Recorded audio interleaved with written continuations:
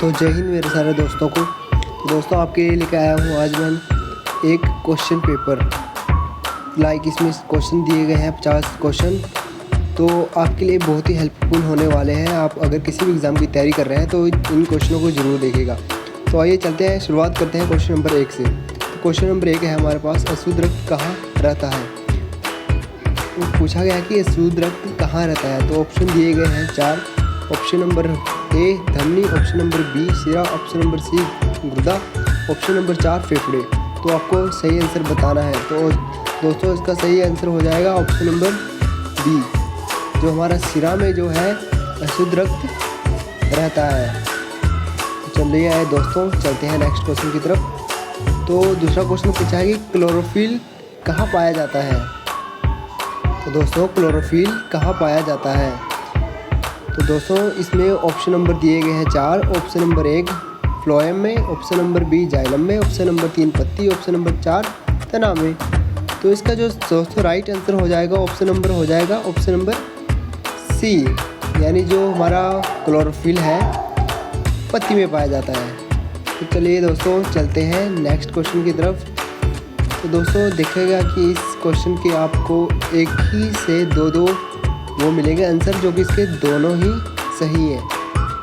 इसका number 2 B भी सही है और ए भी सही है। तो इस क्वेश्चन को हम ज़्यादा डिटेल से नहीं करेंगे, तो आप इसे पढ़ लीजिएगा। तो चलते हैं नेक्स्ट क्वेश्चन की तरफ। मानव शरीर की सबसे बड़ी ग्रंथि कौन सी है। तो दोस्तों क्वेश्चन को ध्यान से पढ़िएगा, मानव शरीर की सबसे बड़ी ग्रंथि कौन सी है। तो दोस्तों मानव शरीर की सबसे बड़ी ग्रंथि होती है यकृत। तो ऑप्शन नंबर बी हो जाएगा हमारे पास बिल्कुल सही आंसर इसका। तो चलते हैं दोस्तों क्वेश्चन नंबर 5 की तरफ। द्विलिंगी जीव इनमें से कौन सा है। द्विलिंगी जीव इनमें से कौन सा है। तो ऑप्शन नंबर हमारे पास दिए गए हैं, ऑप्शन नंबर 1 केंचुआ, option number B amoeba, option number 3 hydra, option number 4 starfish. तो दोस्तों इसका सही आंसर हो जाएगा वो हो जाएगा ऑप्शन नंबर बी, यानी अमीबा। अमीबा जो हमारा है द्विलिंगी जीव है। ठीक है दोस्तों, तो ऑप्शन नंबर 6 की तरफ चलते हैं। पौधे में हरा रंग किसकी मौजूदगी के कारण होता है।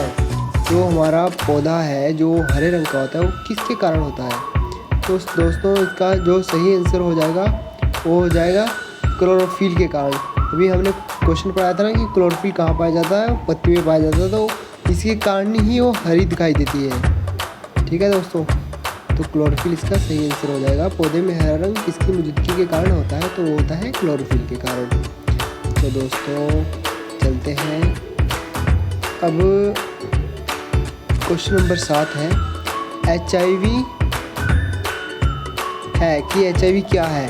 फंगल, नंबर 1 फंगल संक्रमण है, या जीवाणु संक्रमण है, या विषाणु संक्रमण है, या प्रोटोजोअल संक्रमण है। तो दोस्तों इसका सही आंसर हो जाएगा ऑप्शन नंबर सी, विषाणु संक्रमण। तो हमारा जो ये HIV है ये विषाणु से संबंधित संक्रमण है। तो दोस्तों क्वेश्चन नंबर 8 की तरफ चलते हैं। पारा किससे निकाला जाता है। तो दोस्तों इसने पूछा कि पारा किससे निकाला जाता है। नंबर 1 हिंगलू द्वारा, नंबर 2 इलेक्ट्रोलाइसिस के द्वारा, नंबर सी ऑक्सीकरण के द्वारा, नंबर डी उपचयन द्वारा। तो इसका दोस्तों सही आंसर हो जाएगा ऑप्शन नंबर ए, यानी हिंगलू द्वारा जो है हमारा पारा निकाला जाता है। ठीक है दोस्तों, चलते हैं क्वेश्चन नंबर 9 की तरफ। तो क्वेश्चन नंबर 9 पूछता है कि स्नायता किसकी समानुपाती है।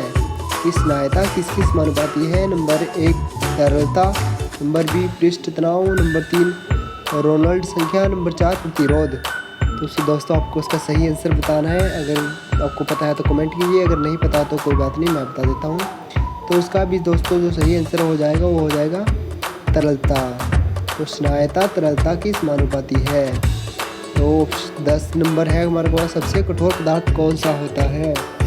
तो दोस्तों आपको सबसे कठोर पदार्थ पूछा गया है तो वो बताना है। तो सभी दोस्तों को पता होगा कि सबसे कठोर पदार्थ हमारा हीरा होता है। तो किस गर्म किसे गर्म करने पर कार्बोहाइड्रेट प्राप्त होता है। तो दोस्तों आपको बताना है कि किसे गर्म करने पर हमें जो है कार्बोहाइड्रेट मिलता है यानी प्राप्त होता है। तो ऑप्शन नंबर ए है barium carbonate, option number B potassium carbonate, option number C है हमारा सोडियम कार्बोनेट, या ऑप्शन नंबर डी इनमें से कोई नहीं।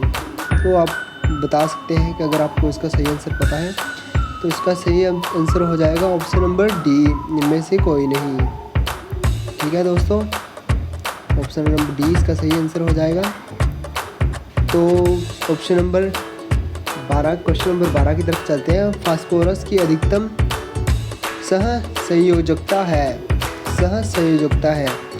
तो 12 नंबर क्वेश्चन को देखते हैं, उसका सही आंसर देखते हैं क्या है। तो इसका दोस्तों सही आंसर निकलेगा ऑप्शन नंबर सी, फास्फोरस की जो अधिकतम सहसंयोजकता है वो है 5। ठीक है दोस्तों, तो इसका सही आंसर हो जाएगा 5। तो सबसे पुरानी चट्टान कौन सी है। क्वेश्चन नंबर 13 है कि सबसे पुरानी चट्टान कौन सी है। तो आपको बताना है कि सबसे पुरानी चट्टान कौन सी है। तो दोस्तों इसका सही आंसर हो जाएगा ऑप्शन नंबर बी, ऑर्डोविलियन जो है हमारी सबसे पुरानी चट्टान है। ठीक है दोस्तों। तो दोस्तों क्वेश्चन नंबर 14 है, HOH कौन जल के अणु में है। जो हमारे HOH कौन है वो जल के अणु में है कि कौन से अणु में है, तो हमको बताना है। क्वेश्चन नंबर 14 का सही आंसर हो जाएगा दोस्तों बी, 105 डिग्री में जो हमारे हैं कौन HOH के जल के कौन के अणु होते हैं। ठीक है दोस्तों, क्वेश्चन नंबर 15 की तरफ चलते हैं। सुगंधित यौगिक का मुख्य स्रोत क्या है। हमारे जो सुगंधित यौगिक है उनका जो मुख्य स्रोत है वो हमें बताना है दोस्तों कि वो क्या है। तो जल number 1, number 2 petroleum, number 3 atmosphere, number 4 इनमें से कोई नहीं। तो दोस्तों हमें सही आंसर बताना है, तो उसका सही आंसर होगा पेट्रोलियम। देखो दोस्तों, इन्हें पूछा कि हमें सुगंधित होता है यानी खुशबू वाले, ये में जल की तो खुशबू आती नहीं है दोस्तों, इनमें से कोई नहीं इसका आंसर नहीं होगा। और ऑप्शन नंबर सी एटमॉस्फेयर की हमें भी खुशबू नहीं आती। तो पेट्रोल की जो है बेसिक खुशबू सभी को आती है, तो पेट्रोलियम इसका सही यौगिक हो जाएगा, सुगंधित यौगिक। ठीक है दोस्तों। तो ऑप्शन नंबर 16 की तरफ चलते हैं दोस्तों। क्वेश्चन नंबर इथेनॉल का रासायनिक सूत्र क्या है। इथेनॉल का रासायनिक सूत्र क्या है दोस्तों, क्वेश्चन को ध्यान से पढ़िएगा। इथेनॉल का रासायनिक सूत्र क्या है। तो दोस्तों इसका CHCl3 ये रासायनिक सूत्र नहीं है, CH3OH ये इसका जो सही यही है इसका सही आंसर, ऑप्शन नंबर बी। दोस्तों इसको ध्यान से देखिएगा एक एक क्वेश्चन को, ये बहुत ही इम्पोर्टेंट क्वेश्चन है। धावन सोडे का रासायनिक नाम क्या है।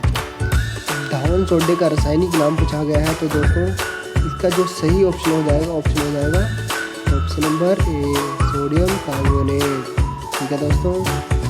तो 18 नंबर क्वेश्चन की तरफ चलते हैं। हरा विट्रोल का सूत्र क्या है। हरा जो विट्रोल है उसका क्या सूत्र है दोस्तों, पूछा गया है। तो दोस्तों इसका सही आंसर हो जाएगा SeSO4SH20। तो दोस्तों इसका यहाँ सही आंसर हो जाएगा। ठीक है दोस्तों। क्वेश्चन नंबर 19, निम्नलिखित में कौन सा धातु ऊष्मा व विधातु दोनों का सुचालक है। यानी ऊष्मा व विद्युत यानी ऊष्मा और बिजली दोनों का सुचालक है। तो बताना है दोस्तों कि कौन सा है जिनमें से ऊष्मा भी और करंट भी लगता है और ऊष्मा भी पास हो जाती है। तो इसका सही आंसर होगा ऑप्शन नंबर डी। जो चांदी है, चांदी से हमें करंट भी लगता है और ऊष्मा भी पास हो जाती है। जब मीथेन जलती है तो क्या बनता है। क्वेश्चन नंबर 20 को ध्यान से देखें, जब मीथेन जलती है तो क्या बनता है। Option number A CO2, question number CO2, question number B ethane, option number D इनमें से कोई नहीं। तो दोस्तों आपको ध्यान से देखना है और सही आंसर बताना है। दोस्तों इसका मैं आपको सही आंसर बता दूं तो है CO2। जब मीथेन जलती है तो CO2 बनता है। ठीक है दोस्तों। तो दोस्तों क्वेश्चन नंबर 21 की तरफ चलते हैं। ये मैथ का क्वेश्चन आ गया है यहाँ से। sin 4x का अवकलन क्या है। sin 4x का अवकलन क्या है। तो आपको इसका सही आंसर बताना है दोस्तों। सही आंसर इसका हो जाएगा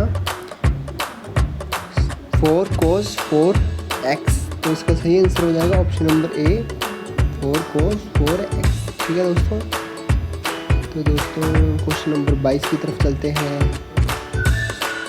15% और 75% की दो क्रम से छूट के बराबर छूट गणना करें। 15% और 75% की दो क्रम से छूट के बराबर गणना करें। तो दोस्तों इसका सही आंसर हो जाएगा ऑप्शन नंबर ए 36.25 का सही आंसर हो जाएगा। दोस्तों नेक्स्ट क्वेश्चन की तरफ चलते हैं।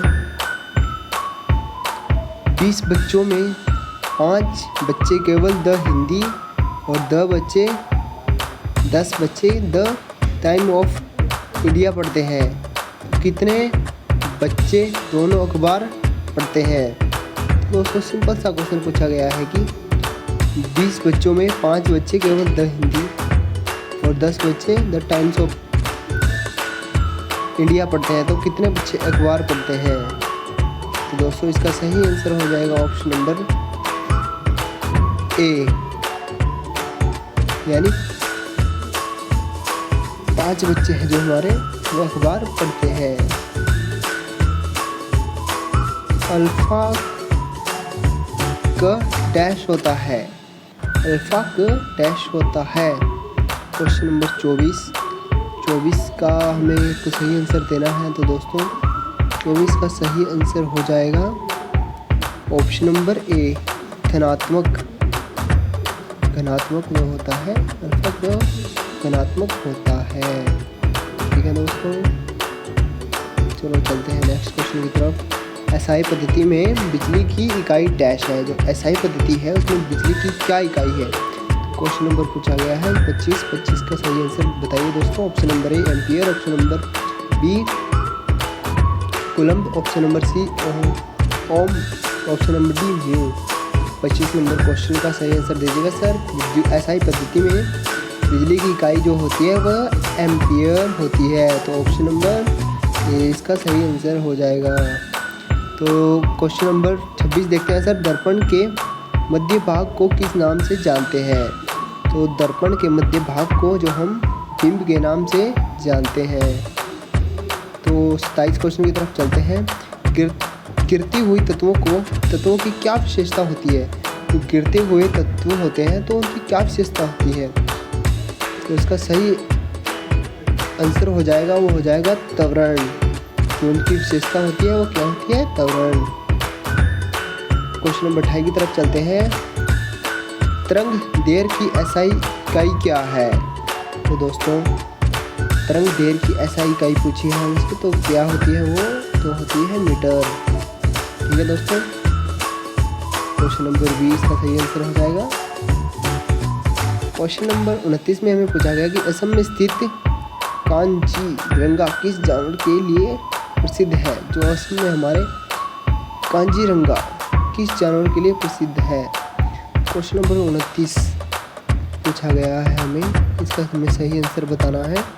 तो इसका सही आंसर हो जाएगा गैंडा। ये हमारे गैंडे के लिए प्रसिद्ध होता है।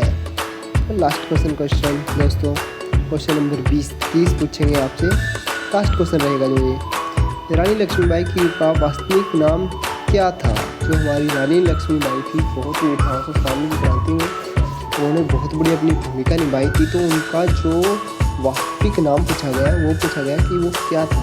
तो दोस्तों रानी लक्ष्मीबाई का नाम तो सभी को पता होगा। उनका जो बचपन का नाम था वो था मनुबाई। तो उनका बचपन का बहुत ही प्यारा नाम था मनुबाई। ठीक है दोस्तों, तो इसी के साथ दोस्तों आज की इस वीडियो से विदा लेते हैं। आशा करता हूँ कि आप सभी को ये वीडियो अच्छी लगी हो, आपको पसंद आई हो। तो दोस्तों मेरी ये पहली वीडियो थी, अगर इसमें कोई भी गलती हो गई हो तो उसे क्षमा कर दीजिएगा। और दोस्तों थैंक्स फॉर वॉचिंग एंड अपनी किसी भी चीज़ की आप तैयारी कर रहे हैं उसमें आप सफल प्राप्त हों, तो मेरी यही कामना रहेगी। तो जय हिंद दोस्तों, बाय बाय।